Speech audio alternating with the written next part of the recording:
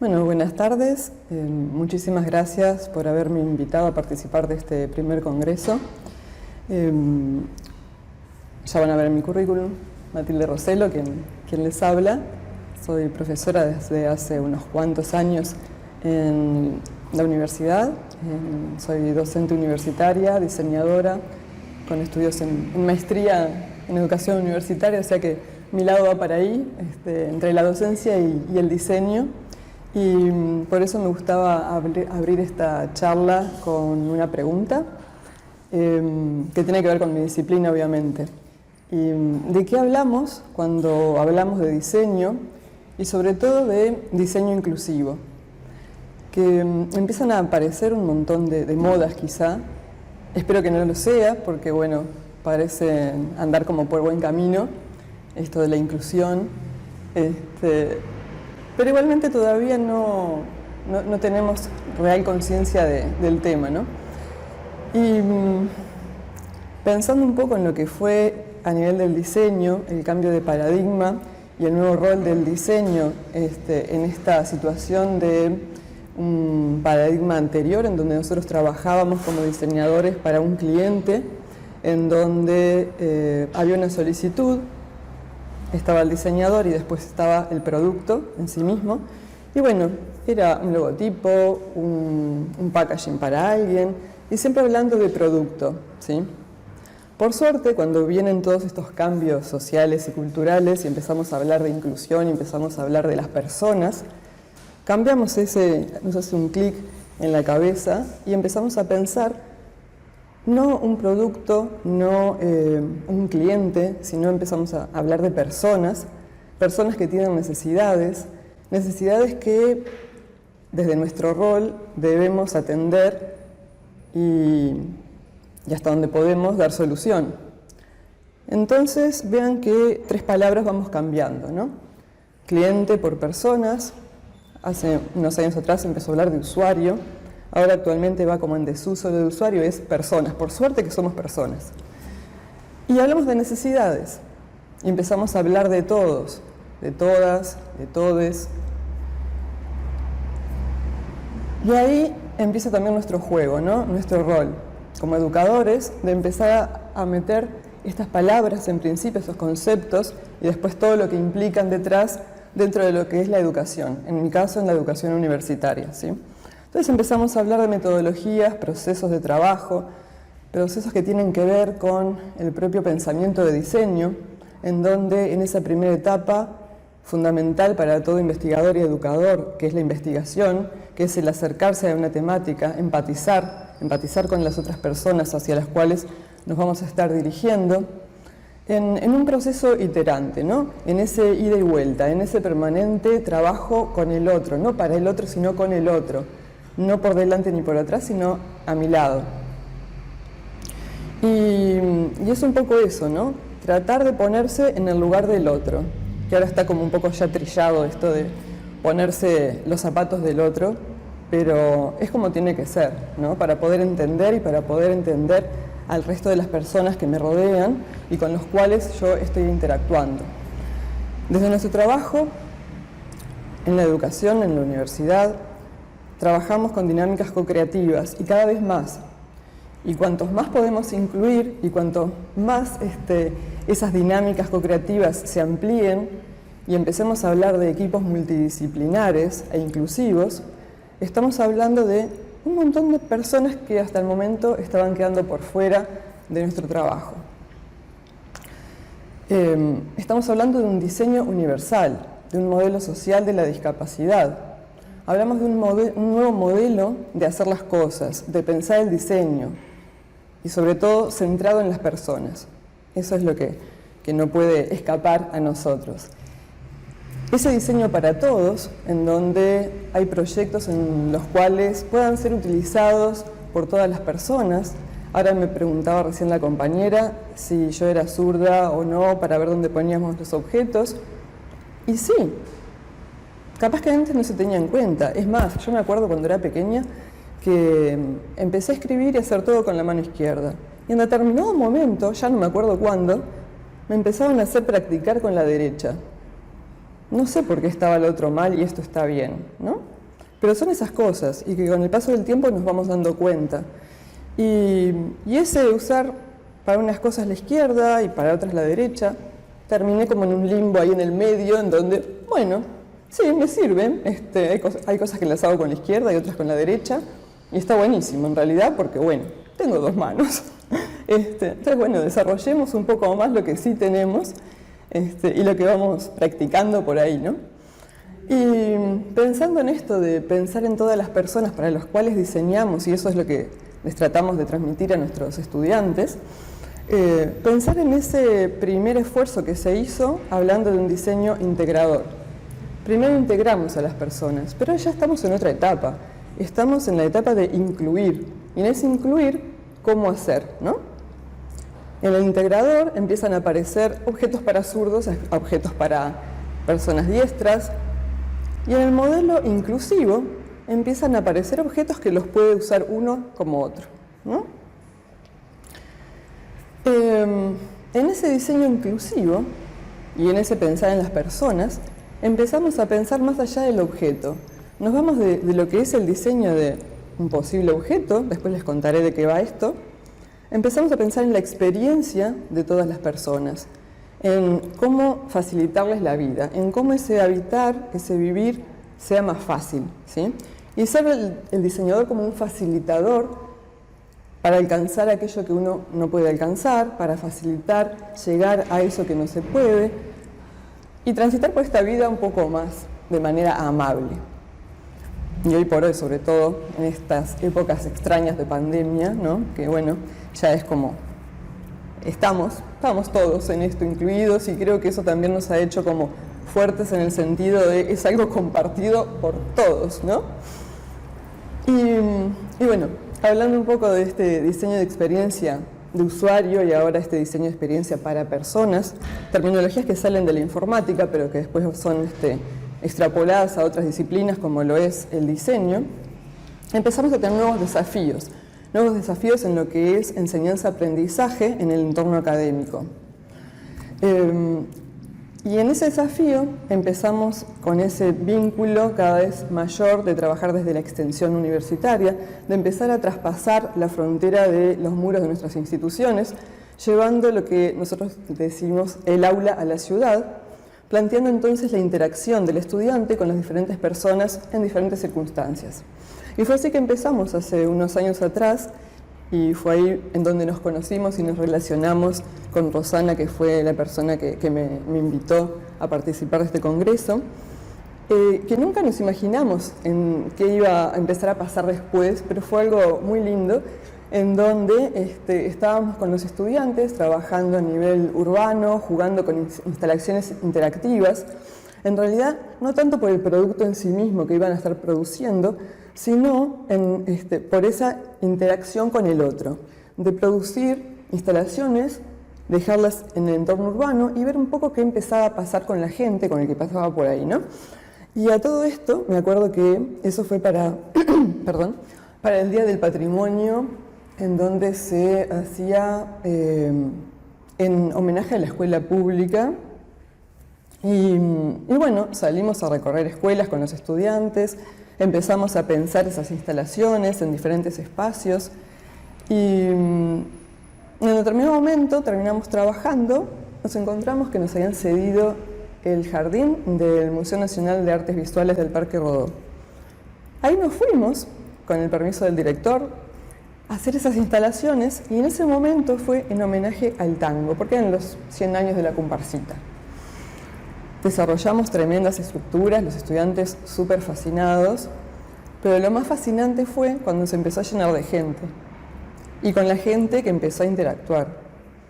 Y había de todo un poco, ¿no? Son muchos estudiantes, imaginen que estamos hablando siempre en torno de 150, 200 estudiantes, y todos con su cabeza de joven, ¿no? Algo alucinante, y que nos da tremenda energía a nosotros también, ¿no? Como docentes. Y bueno, y empezaron a aparecer esas interacciones, algunas para escuchar, otras para ver, otras para tocar, todas para sentir, eso era seguro. Y en ese sentir, formas de sentir diferentes, ¿no? Formas de percibir diferente.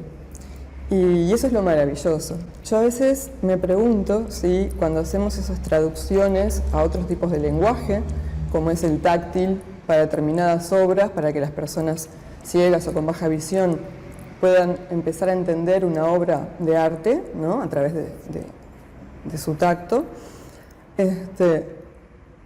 no sé si entenderán lo mismo que yo. Lo importante es generar esa experiencia y que el otro no esté privado de ese tipo de experiencia. Y a su vez, en mí, que veo, que escucho, que siento como cualquier otro, también me genera otra experiencia, una nueva experiencia, de empezar a entender que también con mis manos, con mis dedos, con mi tacto, puedo ver, ¿no? Puedo escuchar de otra manera. Entonces eso es lo importante, cómo vamos generando esa inclusión a partir de un mismo objeto, de una misma obra de arte, de una misma instalación, cómo todos interactuamos de diferente manera, y está genial eso, y cómo se abre otro mundo para todos por igual. Y bueno, empezamos en esa instancia a jugar con ciertas instalaciones, que después, bueno, apareció Rosana, la vuelvo a repetir, y le parecieron buenísimas para llevarlas a determinado liceo donde ella estaba trabajando. Y ahí empieza como toda esta historia desde la educación. En paralelo, yo estaba desarrollando un proyecto que fue a partir de una solicitud de un museo, un sistema de señalética para manejarnos y orientarnos dentro de un museo. Y empecé a ver como que nada, era simplemente para entrar a ver. Y en ese entrar a ver, unas muestras colgadas, pinturas colgadas, lo clásico, típico y tradicional, me quedé pensando y empecé a preguntar, ¿no? ¿Qué tipo de personas eran las que estaban en el museo? ¿Quiénes venían? ¿Hacia quiénes se dirigían? Y en determinado momento me di cuenta de que había unas grandes escalinatas. Y me acordé de una amiga, mi compañera de toda la escuela y el liceo, que está en silla de ruedas. Y dije, qué lástima. O sea, hay gente que no está pudiendo acceder a esto que yo estoy viendo, ¿no? Y en este diseño que tenía que hacer de orientar a las personas a cómo circular y cómo encontrar y ser independientes en esa espacialidad, me enfrenté a esto, a que empezaban a quedar por fuera muchas personas. Personas en silla de ruedas, personas que no veían, personas que no escuchaban a la guía que iba haciendo sus relatos. Y ahí también me hizo un clic en la cabeza. Empecé a buscar, a informarme, a entender de cómo funcionaba todo esto. Empecé a hablar en parte con esta compañera que estaba en silla de ruedas y que se quedó súper emocionada cuando le comenté que había como descubierto esa problemática. Claro, yo en realidad no es que ella tuviera la problemática en realidad la tenía el museo, la tenía el espacio ese que estaba impidiendo que otras personas pudieran acceder. Lo mismo con las obras que estaban colgadas ahí, hermosas, pero no se sabía de qué iba, ¿no? A menos que yo me pusiera a leer si podía ver y escuchar a la persona que estaba relatando esa obra pictórica, si podía escuchar. Y ahí fue como un camino de ida y empecé a conocer mucha gente que me emocioné muchísimo y que empezaron a ser parte de este equipo de trabajo. Selene, Rodrigo, por comentar algunos, la compañera de Rodrigo, o sea, su traductora en lengua de señas, y empezamos a armar un equipo de trabajo entre todos para tratar de entender estas diferentes problemáticas que presentaban los diferentes espacios. Y sobre todo, en este caso, era no poder acceder a la información cultural, a nuestro patrimonio cultural que estaba en ese caso particular, en ese museo, ¿no? Pero en realidad va más allá de ese caso o ese museo en particular, ¿no? Eso no es el tema en sí, sino a la problemática a la cual se enfrentan esas situaciones en donde no se atiende a determinado público, ¿sí? Personas en general. A partir de eso, y siguiendo pensando un poco en cómo aprovechar todo lo que tenemos hoy en día, ahora ya me fui de la presentación, siempre me pasa lo mismo, me organizo una presentación súper formal y la emoción puede más. Entonces, nada, me empiezo a ir por ahí. Igualmente en la presentación después, si la quieren ver, les van a quedar un montón de como pequeños ejercicios que vamos haciendo en la universidad, como para ir entendiendo y que los estudiantes también empiecen a atender y entender otras formas de ver, en cierta forma, ¿no? Y a partir de este proyecto empezamos a estudiar tecnologías, ¿no? A ver, pasamos raya un poco de qué es lo que tenemos en estos momentos a favor nuestro, ¿no? Y cómo podemos con esa tecnología incluirla para atender determinadas problemáticas que están sucediendo en nuestro entorno. Que pienso que hoy por hoy creo que es todo alcanzable si se quiere. Tenemos muchísimas herramientas diferentes que antes no teníamos. Este simple aparatito, que tiene una forma muy bonita, que es adhesivo, se pega en las paredes, es lo que se llama una baliza digital, ¿sí? Y fue la tecnología que seleccionamos para generar ese sistema de señalética, ese sistema de orientación que sirviera a todos, ¿sí? Entonces, es un circuito simplemente transmisor que tiene adentro y hace lo que nosotros le digamos que haga. Así de simple. Y eso es trabajar con la tecnología y que no nos domine a nosotros la tecnología, ¿no? Sino que sea una herramienta para poder llegar a. Bueno, ¿qué es lo que tiene que decir este aparatito para que una persona con baja visión, mi abuela, mi tía, no sé, yo cuando estoy cansada, ¿no? No solamente personas ciegas o personas, no, empieza a abarcar un montón de personas, ¿no? Porque siempre se toman como extremos, pero también todos los intermedios empiezan a quedar de lado. O simplemente la madre no está en silla de ruedas, pero está con un cochecito. O sea, estamos empezando a pensar en muchísima más cantidad de gente que tiene determinadas barreras porque el espacio en sí mismo se las impone, ¿sí? No los deja avanzar. Bueno, ¿qué hicimos? Empezar a pensar en diferentes objetos que había en el entorno del museo, seleccionarlos y empezar a decir, bueno, si estos son balizas, vamos a poner una en cada uno de estos objetos seleccionados. Que cuando vos pases por delante de ese objeto, tu celular te avise, ¿sí? Y te diga que eso es lo que está transmitiendo este aparatito, ¿no?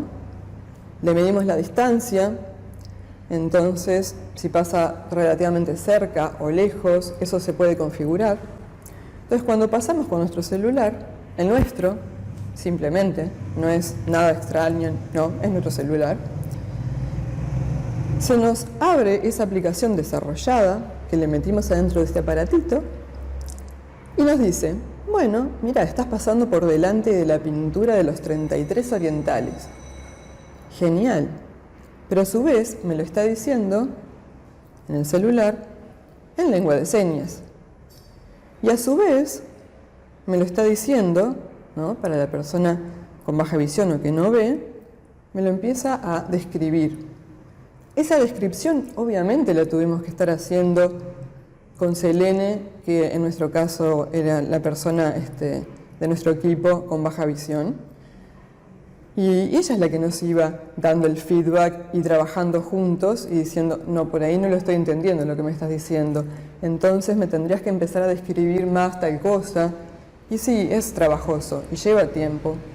Pero el placer de después de poder ver que en realidad con una simple tecnología actual y cada vez más barata y que se encuentra en infinidad de lugares, capaz que este modelo exactamente no, porque por su diseño por ahí puede salir un poco más caro, pero hay stickers, o sea, infinidad de tecnología a nuestra disposición, lo que depende es cómo nosotros la utilicemos, ¿no? Y en ese sentido creo que es lo valioso de poder generar estos equipos multidisciplinares. Estudiantes de ingeniería audiovisual, estudiantes de diseño, personas, personas con baja visión o nula visión, personas sordas, personas, etcétera, ¿sí? Entonces sí, son equipos bastante grandes, importantes, en donde se empiezan a incluir estudiantes, en donde tiene que empezar a ser transversal a diferentes disciplinas, diferentes áreas de conocimiento, y ahí también lo rico para tanto mis estudiantes como para otros estudiantes. En el caso, ahora volviendo un poco atrás, de cuando llevamos estas estructuras, estas instalaciones del jardín del Museo Nacional de Artes Visuales a este liceo, donde empezamos a interactuar con estudiantes del liceo, con estudiantes que realmente hicieron significativo nuestro trabajo, porque muchas de esas estructuras después iban a ser desechadas y nos daba tremenda rabia de no poder hacer algo con eso, ¿sí? No imaginan lo felices que quedaron nuestros estudiantes cuando vieron el uso que empezaban a darle otros estudiantes y cómo realmente esas herramientas que eran una excusa de un trabajo de diseño, cómo empezaron a resolver o a hacer visibles otras situaciones. No sé muy bien si estoy con poco tiempo o no, pero bueno, eran algunas de los temas o grandes lineamientos que les quería contar un poco en esta charla que, bueno, es medio a solas, pero cuando la vean, capaz que por ahí en algún momento se puede armar algún foro o algo en donde poder interactuar, porque si bien me encanta por un lado la tecnología y el Zoom, etcétera, pero se siente uno muy solo, ¿no? Cuando estamos ahora en la virtualidad de las clases a distancia, en donde veo un montón de fotitos y yo digo, ¿a quién le estoy hablando? No sé, tiene sus pros y sus contras, ¿no? Por eso mismo, tenemos tecnologías que nos sirven para romper ciertas barreras, otras capaz que nos alejan un poquito, otras nos acercan. Lo importante es sentir al otro, entenderlo y desde ese entendimiento mutuo ver cómo podemos juntos resolver las diferentes situaciones que nos plantea la vida, en este caso, y hoy por hoy estamos con esto de la pandemia. Y bueno, jugando ahí a rescatarnos entre todos. Y lo fundamental yo creo que es esto, ¿no? En esto de la inclusión, el poner por sobre todo el todos o todes, y que somos personas, y que más allá de un montón de cosas somos un ser integral, ¿no? Donde cada sectorcito nuestro afecta al otro, en donde es importante vernos completos, sentirnos de diferentes maneras, que eso es lo más rico que podemos tener, ¿no? El otro día le decía a unos estudiantes de diseño, digo, a ver, ¿qué diferencia puede haber cuando nos plantean, por ejemplo, el trabajo de un logotipo, ¿no? Tenemos que hacer un logotipo para fulanito. Y abro la computadora y les muestro, ¿no? En la pantalla. Voy a esta aplicación y acá me dice, bueno, ¿un logotipo para qué? Bueno, para una librería, genial. Es un logotipo para una librería. ¿Y qué tipo de libros tiene? Le pongo qué tipo de libros tiene. Y el programa, ¿no? La aplicación me va preguntando cosas. A los 5 minutos, me larga como 50 logotipos, ¿no? Y yo digo, ¿dónde está el valor de todo el tiempo que estamos perdiendo, ustedes escuchándome, ustedes generando logotipos que los piensan y los recontrapiensan? Si una máquina, hoy por hoy, una aplicación me larga 50 logotipos en 5 minutos, ¿no? Entonces se quedaban callados, como diciendo, buenísimo, pasame la aplicación esa. Y yo les digo, chiquilines, no va por ahí, ¿no? No podemos competir en ese tipo de situaciones con una computadora. Sí, me va a hacer permutaciones por combinaciones de infinidad de posibilidades. Pero la computadora, ¿habló con la persona que está detrás que nos está pidiendo ese logotipo? ¿Lo vio la cara? ¿Lo vio los ojos? ¿Entendió lo que siente, lo que piensa? Capaz es una librería que es como su gran tesoro, que tiene determinados tipos de libros, ¿no? Y que él con mucho amor o ella con mucho amor. Y todo eso no lo siente una computadora. Y creo que eso es lo que tenemos que seguir rescatando. Esos valores conceptuales, esos valores que hacen ¿no? Y pensar desde ese lugar. ¿Qué tengo como valor, ¿no? Como persona yo? ¿Qué tiene el otro? ¿Qué es lo que quiero valorizar en un simple logotipo, si se quiere, ¿no? ¿Y por qué tengo que hacer todo ese proceso de empatizar, de charlar, de entenderlo, de qué va, ¿no? Nos lleva mucho tiempo ese empatizar, esa investigación, pero los resultados no van a ser los mismos que los que puede largar una aplicación en 5 minutos, ¿sí? Nada, creo que es eso, es tener en cuenta al otro y aplicar y jugar en este momento con la tecnología que tenemos a favor.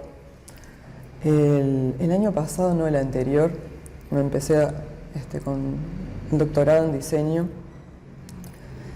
Obviamente mi tema es el diseñador como hipermediador en estas especies de interfaces entre la persona y esa necesidad, eso que necesita, en donde sigo investigando y desarrollando el tema de la accesibilidad de personas con baja o nula audición y de personas sordas o con baja audición en el entorno de los museos, tanto de acá como de Argentina. Y en ese entonces me acuerdo que había un ponente en uno de los congresos del doctorado que venía de China y hizo un comentario que me dejó como muy sorprendida y en realidad como entendiendo un poco de la cabeza de los chinos en general, ¿no? Y cómo han crecido y salido de un momento como estancado que tuvieron en su historia. Él contaba que se habían recibido el año anterior 500 diseñadores, ¿no?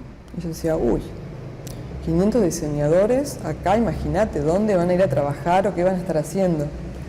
Y este profesor chino nos dice, sí, de antemano ya estaban reservados para que fueran a trabajar en dupla con ingenieros, porque el ingeniero desarrolla la tecnología y en este caso el diseñador lo que hace es esa conexión con el ser humano, con la persona, que la tecnología fríamente no logra entender, pero con esta conexión entre lo que es tecnología por un lado y persona por otro, entender para qué nos está sirviendo esto, ¿sí? Para qué nos están sirviendo las redes, para qué nos están sirviendo un montón de cosas que por ahí se utilizan mal, pero pensando en la persona se pueden hacer grandes avances, ¿no? Entonces, bueno, no es ni una cosa ni otra, no es la virtualidad o la presencialidad, sino ir como rescatando lo mejor en cada caso. Y bueno, en este caso fue esto. Creo que lo voy a dejar por ahí. Y bueno, nada, muchísimas gracias por esta invitación. Les dejo la presentación por si quieren después ver alguna otra cosa. Muchas gracias.